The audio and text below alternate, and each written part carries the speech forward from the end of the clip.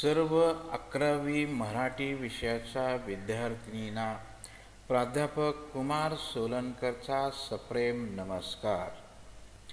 11वीच्या सुरुवातीला आपल्याला कृतीपत्रिकेचा एकूण 100 मार्काचा जो आराखडा आहे, गुण विभागणी आहे 80+20 ची, ती आपल्याला अगोदर पाहायची आहे। त्यासाठी पहिला आपण विभाग वाईज सेकडेवारी पाहूया।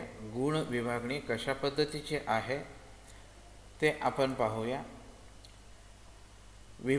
गद्य विभागला 20 गुण आहेत, पद्य विभागला 16 आहेत, नाटक 12, उपयोजित मराठी 18, व्याकरण 14 आणि तोंडी परीक्षा 20 असे मिळून 100 गुणांची एकूण प्रश्नपत्रिका आहे, कृतीपत्रिका आहे। आता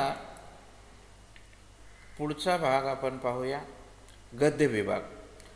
गद्य विभागामध्ये एकूण 6 धडे आहेत, एक पाठ वगळलेला आहे। वाङ्मयीन लेण्याचा शिल्पकार कोविडमुळे यावर्षी एक पाठ वगळलेला आहे, त्यामुळे 6 पाठापैकी 5 पाठ आपल्याला अभ्यासक्रमामध्ये या वर्षाच्या समाविष्ट आहेत।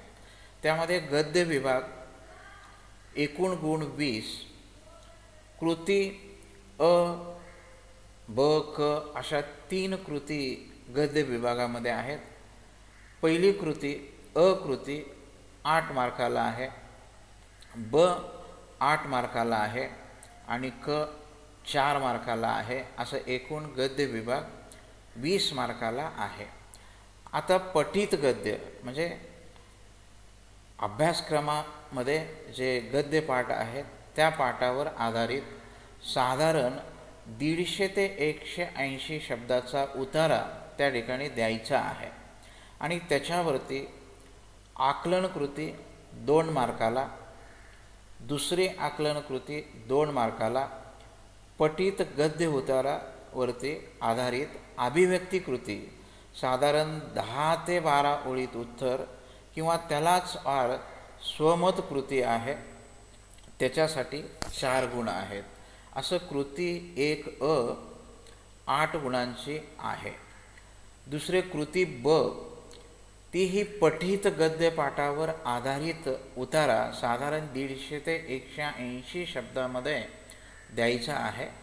एकूण कृती 1 ब 8 गुणासाठी आहे। इथेही आकलन कृती 2 गुण, दुसरी आकलन कृती 2 गुण, अभिव्यक्ती कृती 10 ते 12 ओळीत उत्तर किंवा त्याला स्वमत कृती 10 ते 12 ओळीमध्ये उत्तर, याला 4 गुण आहेत। असं कृती 1 ब देखील 8 गुणांची आहे। कृती 1 क हा उतारा मात्र अपठित गद्य पाठावर आहे, म्हणजे पुस्तकाच्या बाहेरचा एखादा उतारा 100 ते 120 शब्दामधला हा उतारा येणार आहे, त्याच्यासाठी 4 गुण आहेत।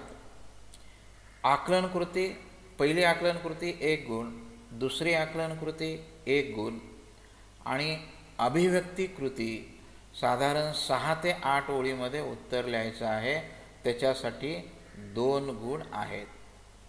अपठित गद्यावर सहमत कृती अपेक्षित नाही, अभिव्यक्ती कृती मात्र आहे।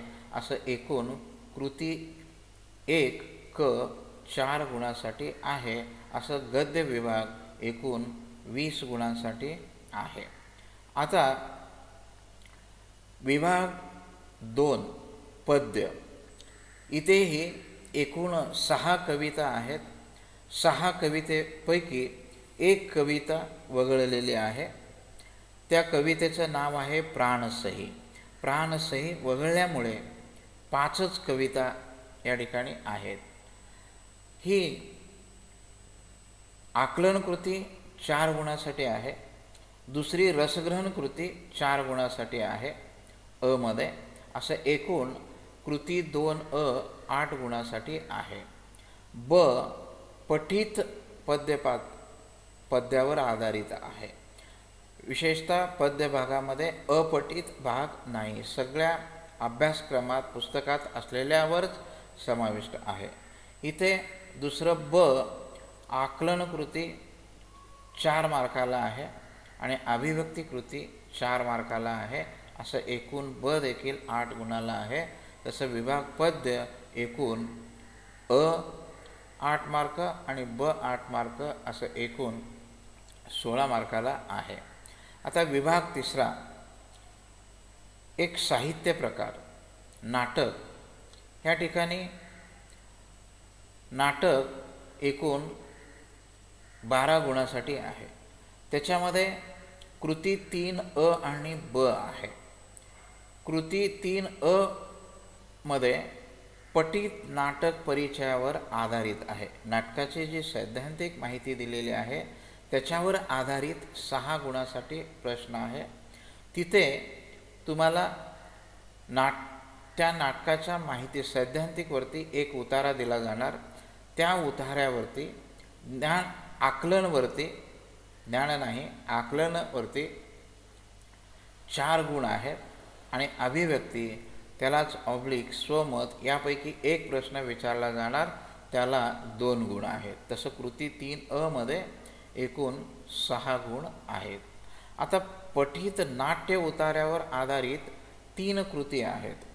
एक कृती आकलन कृती 2 गुणासाठी, अभिव्यक्ती कृती 2 गुणासाठी, स्वमत कृती 2 मार्कासाठी. इथे एकूण 5 कृती दिलेल्या असतील. त्यापैकी आपल्याला 3 सोडवायच्या आहेत. असं विभाग 3 नाटक एक साहित्य प्रकार एकूण 12 गुणासाठी आहे. आता पुढचा जो 5वा विभाग आहे तो व्याकरणाचा आहे. व्याकरणामध्ये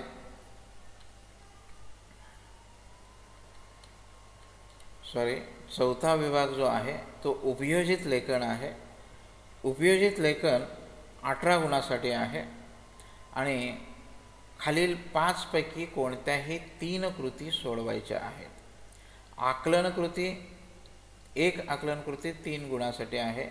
उपयोजन कृती 6 गुणासाठी आहे आणि कौशल्य कृती 9 गुणासाठी आहे. आणि इथे एकूण 5 कृती दिलेल्या असतील. त्यापैकी आपल्याला 3 कृती सोडवायच्या आहेत. त्यामधले पुढे घटक दिलेले आहेत. सूत्रसंचालन, मुद्रित शोधन, अनुवाद, अनुदिनी, लेखन, रेडिओ जॉकी एवढे घटक उपयोजित मराठीमध्ये आहेत. त्यामधला अनुवाद घटक या वर्षीच्या अभ्यासक्रमातून वगळलेला आहे. असं म्हणजे एकूण 4 घटक उपयोजित लेखनामध्ये आहेत. त्यानंतर 5वा जो भाग आहे तो म्हणजे व्याकरणाचा. व्याकरण एकूण 14 गुणासाठी आहे. इथे एकूण तुम्हाला 9 कृती दिलेल्या असतील. 9 पैकी 7 आपल्याला सोडवायचे आहेत. व्याकरणामध्ये शब्दशक्ती, वाक्यसंश्लेषण, शब्दभेद, शब्दसिद्धी, इकडं काव्यगुण, काळ, विशेषण, विशेष हे पुस्तकामध्ये दिलेले आहेत. आता शब्दसंपत्ती, समानार्थी शब्द, विरुद्धार्थी शब्द, विरामचिन्हे, निर्दोष शब्दलेखन अशा एकूण 10 पैकी 9 परीक्षेला विचारले जाणार आणि त्यापैकी 7 आपल्याला सोडवायच्या आहेत. एकूण असा 80 मार्काचा हा लेखी पेपर आपल्याला असणार आहे. त्यानंतर सगळ्यात महत्त्वाची तोंडी परीक्षा आहे. तोंडी परीक्षा 20 गुणासाठी आहे. त्यामध्ये अ विभाग आणि ब विभाग असे 2 विभाग आहेत. अ विभाग श्रवण कौशल्य आहे, त्याच्यासाठी 10 गुण आहेत. याच्यामध्ये शब्दलेखन, पहिला शब्दलेखन 4 शब्द तुम्हाला सांगितले जाणार. एकदा नाही 2 वेळा सुस्पष्ट उच्चार त्याचा करून 2 वेळा त्याचं उच्चार केला जाणार, स्पष्ट आणि सुवाच्यामध्ये उच्चार करायचा आहे आणि प्रत्येक शब्द अर्धा गुणासाठी आहे. असे 4 शब्द तुम्हाला लिहायचे आहेत, ऐकून लिहायचे आहेत. त्यानंतर वाक्यलेखन 2 वाक्य लिहायचे आहेत. त्या 2 वाक्याला 2 वाक्य देखील 2 वेळा सांगितले जाणार, प्रत्येक वाक्य 2 वेळा सांगितले जाणार. ते ऐकून त्या ठिकाणी लिहायचं आहे, त्यासाठी 2 गुण आहेत. त्यानंतर वाक्यप्रचाराचा अर्थ 2 वाक्यप्रचार तुम्हाला दिलेले असतील, सांगतात. श्रवण सांगायचं आहे 2 वाक्य आणि एका वाक्यप्रचाराचा अर्थ व वाक्यात उपयोग करायचा आहे. एकाचा अर्थ व त्याचा वाक्यात उपयोग किंवा दोन्ही वाक्यप्रचाराचा अर्थ सांगितला किंवा वाक्यात उपयोग केला, असं केलं तरी त्यासाठी 2 गुण आहेत. आता आपल्या पुस्तकामध्ये काही इंग्रजी म्हणी दिलेल्या आहेत. त्यामधले इंग्रजी म्हण तुम्हाला ऐकवली जाणार, 2 वेळा ऐकवली जाणार आणि त्याचं मराठी रूप तुम्हाला लिहायचं आहे, त्याच्यासाठी 1 गुण आहे. पुस्तकामधले पारिभाषिक शब्द देखील त्या ठिकाणी दिलेले आहेत आणि त्याचा तिथे 2 सांगितले जाणार. तिथेही तुम्हाला 2 शब्दाचा अर्थ लिहायचा आहे मराठी, त्याच्यासाठी 1 गुण आहे. आणि उतारा वाचन साधारण 60-70 शब्दाचा एक उतारा त्या ठिकाणी तुम्हाला दिला जाईल. त्याचं वाचन करायचं. सगळ्या दृष्टिकोनातून जे वाचनाचे कौशल्य आहेत, म्हणजे कुठे आवाज वाढवायचा, कुठे आवाज कमी करायचा, हे सगळे कौशल्य त्या ठिकाणी पाहून तशा पद्धतीचं वाचन शास्त्रशुद्ध पद्धतीनं आपल्याला करायचं आहे आणि त्याच्यासाठी आपल्याला 2 गुण आहेत. असा अ विभाग एकूण 10 गुणासाठी आहे. त्यानंतर ब विभाग तोंडी परीक्षेमधला दुसरा विभाग भाषण कौशल्य 10 गुणासाठी आहे. आता इथेही 2 भाषणाचे प्रकार, एक नियोजित भाषण तुम्हाला अगोदर विषय दिले जाणार, त्यापैकी विषय तुम्ही निवडायचा आणि निवडून त्यासाठी भाषण त्या ठिकाणी करायचं. किंवा प्रत्यक्षात तिथे काही तुम्हाला माहीत असलेल्या विषयावर 2-3 विषय सांगितले जाणार, त्यापैकी तुम्हाला जो विषय आवडतो त्या विषयावरती तुम्हाला तिथेच भाषण करायचं आहे, त्याच्यासाठी 5 गुण आहेत. त्यामध्ये आशय कशा पद्धतीनं तुम्ही त्या विषयाचा मांडलेला आहे त्या आशयासाठी 2 गुण आहेत. सादरीकरणासाठी 2 गुण आहेत आणि भाषण केल्यानंतर त्या भाषणाचा परिणाम जो होतो ऐकणाऱ्यावरती त्याच्यासाठी 1 गुण आहे.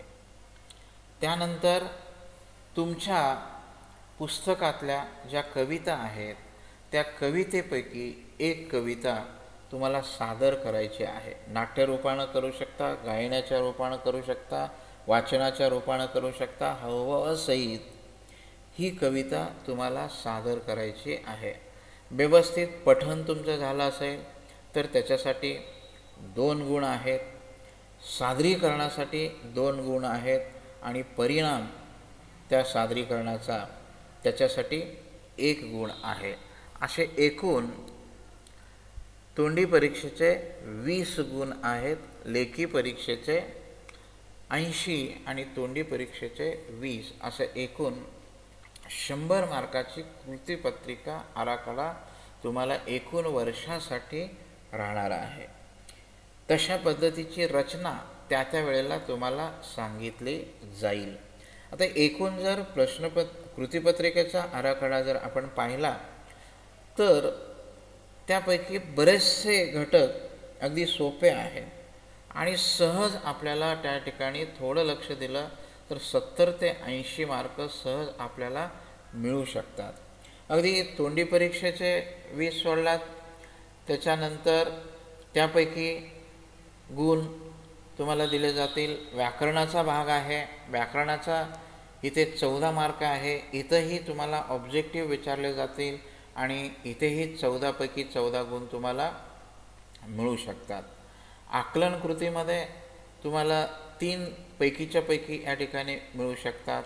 एकूण जर असं आकलनाचा हिशोब केला तर 70 ते 80 लेखी आणि तोंडी परीक्षा मिळून सहज आपल्याला मार्क मिळू शकतात. पण त्यासाठी थोडं वाचन आपण केलं पाहिजे. वाचन केलं तर निश्चितच आपल्याला मार्क चांगले मिळतात. अशा पद्धतीनं तुम्हाला एकूण वर्षभराचा जो आराखडा आहे, विशेषतः 100 मार्काचा, तो तुम्हाला सांगितलेला आहे. त्या पद्धतीनं आपल्याला तयारी करायची आहे. हे झाला तुमच्या वर्षभराचा अभ्यासक्रम, रूपरेषा, एकूण 100 मार्काचा आराखडा आपण आता पाहिलेला आहे.